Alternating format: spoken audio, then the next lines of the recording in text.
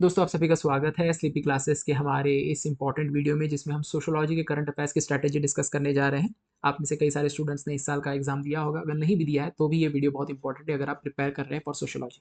तो current affairs बहुत important है। अगर आप लास्ट 3-4 साल के एग्जाम्स या प्रीवियस ईयर क्वेश्चन उठा के देखें, right, you will find that most of the questions are related to current event that was happening that year, right? Even paper 1 में आपको ऐसे क्वेश्चंस आ रहे हैं, 2024 के पेपर की बात कर रहा हूँ, जिसमें directly current affair based question है, जो कि नहीं होता था। पेपर 2 में आपको करंट अफेयर बेस्ड क्वेश्चन दिखाई देते हैं। इवन जो टॉपर्स है वो भी यही एम्फोसाइज करते हैं कि आप अगर करंट अफेयर्स के थ्रू या उसके उसका इस्तेमाल करें इन दी आंसर्स, या try to find the topics which are in current events and study them, then it will definitely help you in the exam in scoring. अब कहाँ से स्टडी करें करंट अफेयर्स, ये बहुत इंपॉर्टेंट क्वेश्चन है। तो कुछ इंपॉर्टेंट न्यूज़ पेपर है, जैसे हिंदू है, इंडियन एक्सप्रेस है, और एक मैगजीन है इकोनॉमिक एंड पॉलिटिकल वीकली, बहुत इंपॉर्टेंट है। इसमें से आप अगर प्रिपेयर करते that is more than sufficient, क्योंकि बहुत ज़्यादा करने से भी आप कुछ अचीव नहीं कर पाएंगे, because you will not be able to cover it, and if you are able to cover it you will not be able to revise it. तो इन तीन रिसोर्सेज को स्टिक करें, और कितने साल के करंट अफेयर्स पढ़े, 1 से 1.5 साल के करंट अफेयर्स पढ़ ले, and that is more than sufficient. अब कैसे स्टडी करें, राइट? तो बहुत इंपॉर्टेंट है कि रेलेवेंट आर्टिकल्स आप स्टडी करें, क्योंकि करंट न्यूज़ तो बहुत ज़्यादा है, राइट? आर्टिकल्स बहुत ज़्यादा होते हैं। You will not not all are important from sociological perspective, right? तो कैसे डिस्कस डिसर्न करें कौन सा इंपॉर्टेंट है। तो अगर आपने सिलेबस एक बार देख लिया है, पढ़ लिया है, थोड़ा बहुत आपकी अंडरस्टैंडिंग है सोशोलॉजी की, you will find it easily कि कैसे कोई एक आर्टिकल इंपॉर्टेंट है सोशोलॉजिकली, राइट? तो जो पॉलिटिशियंस लिखते हैं वो आर्टिकल ना पढ़े, राइट? या कोई स्कॉलर लिखता है, राइट, कोई कॉलमनिस्ट लिखता है, जिनके नाम मैं आगे गिनाऊंगा, राइट, कि इनके आर्टिकल्स आप पढ़े तो ज़्यादा बेटर है। बट अगर कोई स्कॉलर लिखता है, सोशोलॉजी से हो या पॉलिटिकल साइंस से हो, राइट, बट ऑब्जेक्टिव तरीके से लिखता है, that becomes very important, that becomes very academic, right? So sociology के रिलेटेड आर्टिकल्स लगभग 12 से 14 articles across all the sources that I have mention, right? इससे ज़्यादा नहीं आते। ज़्यादातर आर्टिकल्स जो है वो सोशोलॉजी इतने इंपॉर्टेंट नहीं है। ऑफकोर्स जीएस के परस्पेक्टिव से वो इंपॉर्टेंट होंगी, बट सोशोलॉजिकल परस्पेक्टिव से नहीं, राइट? सो कैसे करें, कैसे स्टडी करें? तो आप शायद न्यूज़पेपर खोलेंगे और न्यूज़पेपर में पढ़ेंगे, तो अब वहाँ पे अंडरलाइन कर ले इंपॉर्टेंट चीज़ें। अब क्या इंपॉर्टेंट है वो मैं आगे बताऊंगा, राइट? और उसके बाद आपके नोट्स में उसको इंक्लूड करें। सारा कुछ इंक्लूड नहीं करना है, इंपॉर्टेंट जो चीज़ मार्क करिए, उसमें से भी जो चीज़ आप एक्चुअल में आंसर्स में लिख पाएंगे, राइट? वो डेटा हो सकता है, कोई एनालिसिस हो सकता है, उसको आप नोट डाउन कर लें। और आंसर राइटिंग जब आप करोगे, राइट, उसमें कॉन्शियसली उसका इस्तेमाल करने की कोशिश करें, प्रैक्टिस करें, तभी वो आप एक्चुअल एग्जाम में ला पाएंगे।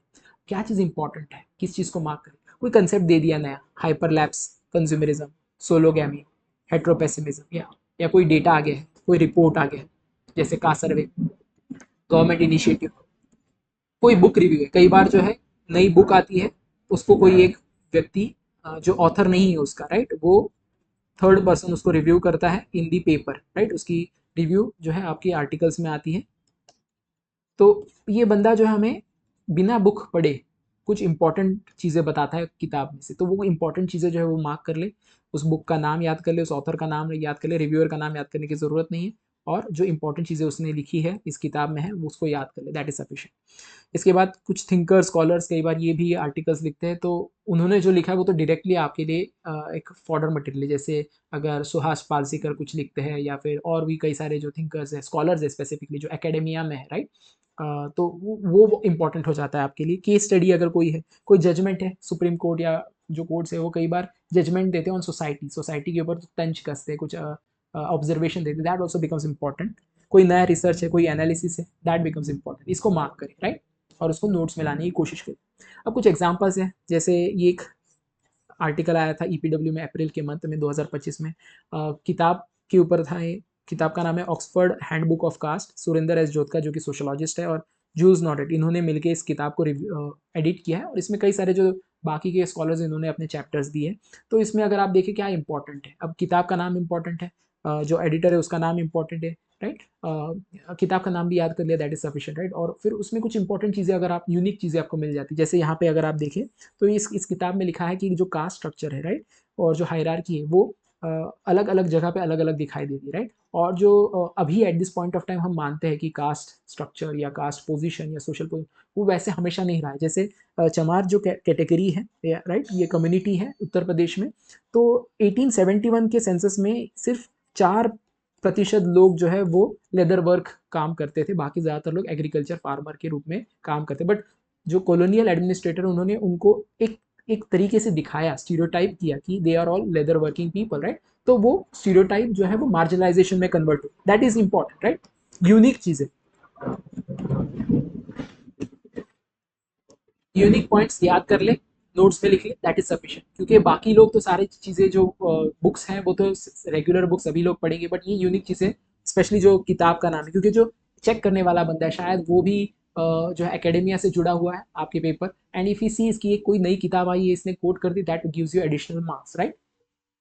रिपोर्ट डेटा, जैसे कर्नाटका में socio economic education caste survey हुआ, राइट। उसमें एक चीज़ पता चली कि जो ओबीसी कम्युनिटी है इन कर्नाटका वो 32% नहीं है, वो 69% है। तो जंप डायरेक्ट डबल 50% का जंप है, राइट। और जो वहाँ की डोमिनेंट कम्युनिटी थी जैसे वोकालिंगन लिंगायत, राइट, उनकी संख्या कम है compare to what was estimated, 17 और 15% मानी जाती थी, बट वो 12 और 13% है। तो यहाँ पे आप डायरेक्टली इसको डोमिनेंट कास्ट थ्योरी से जोड़ के देख सकते हैं। एम एन श्रीनिवास का कंसेप्ट है जिसमें वो कहते हैं कि आपका जो नंबर है इन दी विलेजेस, राइट, वो काफी हद तक डिटरमाइन करता है आपका status in the society, dominant status है। तो कई बार ये जो नंबर है ये भी परसेप्शन का खेल हो सकता है, ये चीज़ हमें यहाँ से पता चलती है। तो रिपोर्ट डेटा बहुत इंपॉर्टेंट हो जाता है। इसके अलावा कोई अगर आर्टिकल में आर्ग्यूमेंट दिया है, जैसे ये किताब, ये एक आर्टिकल लिखा था diffusion in destiny by Pratap Bhanu Mehta, जिसमें वो एक थिंकर को कोट करते हैं, किताब को कोट करते हैं, जैसे जेफरी डिंग को कोट किया इन्होंने, technology and rise of great power इस किताब का नाम है, राइट। इसमें उस बुक का जो सेंट्रल आर्ग्यूमेंट है वो क्या है कि जो ग्रेट पावर्स होते हैं, राइट, यूएस, ये ग्रेट पावर जो है वो किसी एक लीडिंग इंडस्ट्री में एक्सेल करके नहीं होते।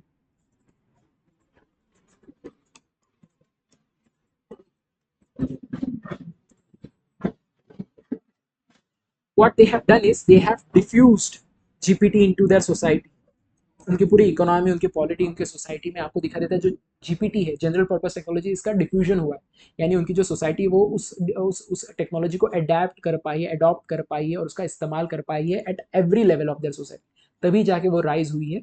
तो एक सेंट्रल आर्ग्यूमेंट है, राइट।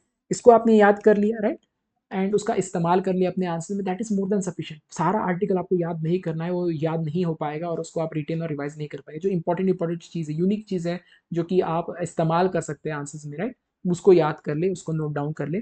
और बहुत इंपॉर्टेंट है, सिर्फ मार्क नहीं करना है आपको, लिंक करना है विद अवर कंसेप्ट। जैसे इसी पर्टिकुलर एस्पेक्ट में देखिए, जीपीटी की बात करें, जनरल पर्पस टेक्नोलॉजी, उसको अडेप्ट और एब्जॉर्ब करने की क्षमता होनी चाहिए सोसाइटी में। अगर नहीं है तो वो राइज नहीं कर पाती कंट्री, राइट। तो अगर ये आइडिया है तो हम इसको क्या कल्चरल एक्ट थ्योरी से जोड़ के देख सकते हैं, जिसमें ऑक्सबर्न कहते हैं कि दो तरह के कल्चर होते हैं, एक material, non material. Material culture technology हो सकता है, नॉन मटेरियल कल्चर हो सकता है आपके वैल्यूज़, आपके इंस्टीट्यूशंस, आपके नॉर्म्स। अगर ये नॉर्म्स, वैल्यूज़, इंस्टीट्यूशंस हमारे नहीं, कैपेसिटी इनकी कि वो एब्जॉर्ब करे इस मटेरियल कल्चर को of technology, right, of AI, तो शायद हम भी राइज नहीं कर पाएंगे। तो इस तरह आपको जो है लिंक करना है विद योर कंसेप्ट। जैसे हमने डोमिनेंट कास्ट थ्योरी को लिंक किया था in the caste survey, right, of M N Srinivas.